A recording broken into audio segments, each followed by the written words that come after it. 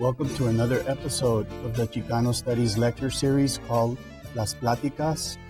For those of you who may not know, this is a program funded by the National Endowment for the Humanities, where we're allowed to bring illustrious scholars from around the country to speak with us, share their wisdom and knowledge, and we can disseminate this information to our faculty, staff, and students.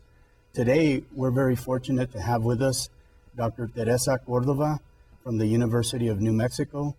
She holds a PhD in urban planning and has an incredibly interesting background that involves both the classroom and practical applications.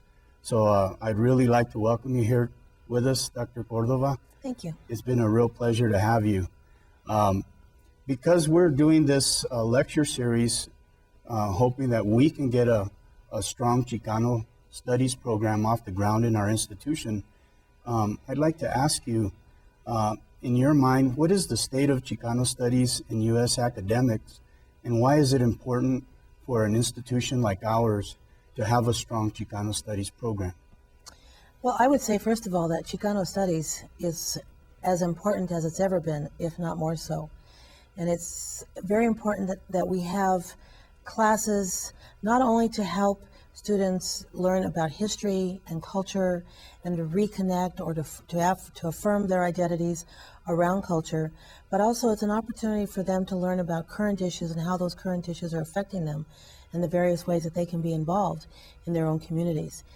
In the National Association for Chicano Studies, for example, we have a preamble, and we talk about problem-solving research and the importance of engaging in research that directly delivers useful information that helps our communities address problems and issues that they're facing. And Chicano and Chicano studies have the potential of making some very huge contributions to those efforts.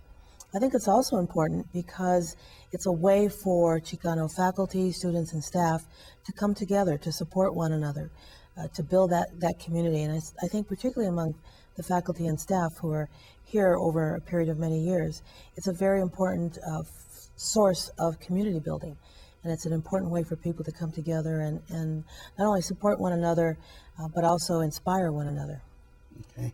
I think that would be especially important here in El Paso because I myself am amazed that we don't have a working Chicano studies program in an institution that lies in the city with the highest percentage of Hispanics living within its borders of any city over 500,000 in the U.S. Well, it's never too late. Mm-hmm. Someone who I just obtained some trees from told me there's 2 times to plant a tree, yesterday and today. And it's never too late to get a Chicano Studies program off the ground. I really applaud what you all are doing here and support it. And I think that it's a great opportunity for you all to come together, but also to really serve your students in a very special way. All right. That's fantastic. Tell us a little bit about your early background. You know, we know you got your master's degree in sociology at the University of California, Berkeley, and then you went on to receive a PhD there in urban planning. How specifically did you get interested in urban planning? Well, my PhD actually is also in sociology, but my dissertation focused on land use and social conflict. And I think the dissertation topic itself, which is about land acquisition in southern Colorado, a case where the U.S. Army was attempting to expand its Fort Carson operations to mechanized military maneuvers in southeastern Colorado. And that actually has resurfaced as an issue for folks there still today. I was also at the time when I was at the University of California, Berkeley, I was on the planning commission for the city of Berkeley. So very early on, I understood how important it was for us to be concerned about and paying attention to issues of community development and urban planning. And in my role as planning commissioner, I was very involved in trying to help revitalize, in a positive way, the area of South Berkeley. So this is something that I was working on prior to my leaving Berkeley and then going on. Oh, very interesting. Yeah, and there's another really interesting aspect to your career.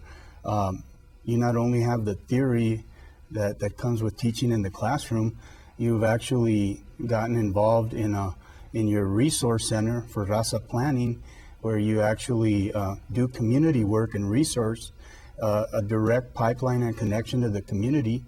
Can you tell us a little more about this resource center that you founded and were former director of?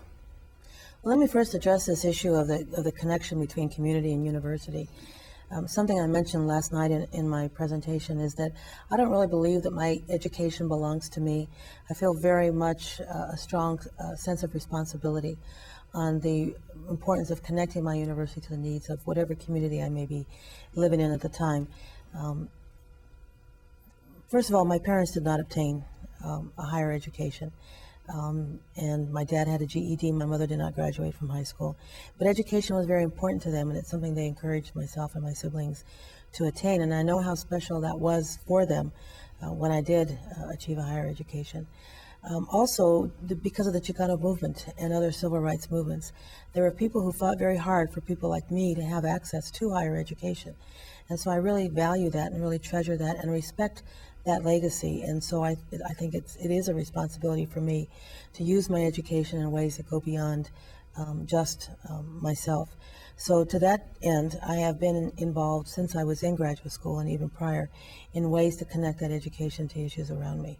So I got an early start, even as an undergraduate, doing community studies projects, and at that time doing pretty heavy research projects, including projects with the National Science Foundation. So I also always saw that research had the potential of really serving us, depending on how we did that research. And so I think it's important that we do good quality research, that we're thorough, not necessarily exhaustive, but that we're thorough in the research that we do, but we're formulating the questions and developing our research design in a way that directly is responsive to some issue or some set of issues that people are dealing with. So I thought it was important then that I was always looking for a way then to do more institutionalized research projects and involve students in those projects as ways to serve their community. When I came to the University of New Mexico, and I'm in the School of Architecture Planning there, and I'm in the Community and Regional Planning program. So when I went there, I immediately was struck by the fact that we didn't have a lot of raza in the program. So it became a personal mission for me to recruit students into the program. And I was able to obtain, with the help of my colleagues, a federal grant, the HUD Community Development Work Study Program. And so with that grant, which we received on 3 different occasions, I was able to offer fellowships to students as a way to recruit them into the planning program.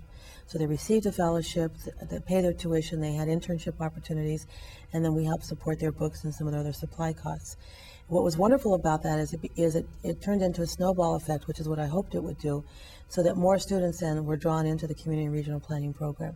And these are students who were, for the most part, were from New Mexico, which was part of the goal there. How can we get New Mexico students into the Community and Regional Planning Program and then back into their communities to do the kind of work that might be relevant to them. And it was also a way then for them to develop a career where they could get a decent salary, make a decent living, and do some rewarding work. Once I had a critical mass of those students, I then offered a course called Planning Issues in Chicano Communities. And I still teach that class. In fact, I've got a group now that's going to be working on issues around the acequia ditches and how to preserve those, or to help assist people in the community to preserve those, because there's already an effort underway in the area southwest of Albuquerque. So once I had the critical mass and I offered the course, in that course I had students doing a number of projects. And they dealt with everything from water rights to gentrification to annexation issues, traditional design and plaza design, for example. And it was really a nice little booklet that the class put together. So I proposed to them the idea that I had in my head for a long time, which is, don't you think it'd be a really great idea if we actually institutionalize, develop some kind of center whereby students, along with faculty members, could produce work that could be directly applicable to issues in the community. So they jumped on the idea. During that course, they actually came up with the name Resource Center for Raza Planning, which RCRP, and right around that same time, out of the classroom, but with the students, we developed a mission statement, a set of objectives, and one of the mission statement talks about the importance of promoting the survivability and sustainability of traditional communities in New Mexico. And the idea then is to apply planning processes and techniques to be able to do that. So promoting the long-term sustainability and survivability of traditional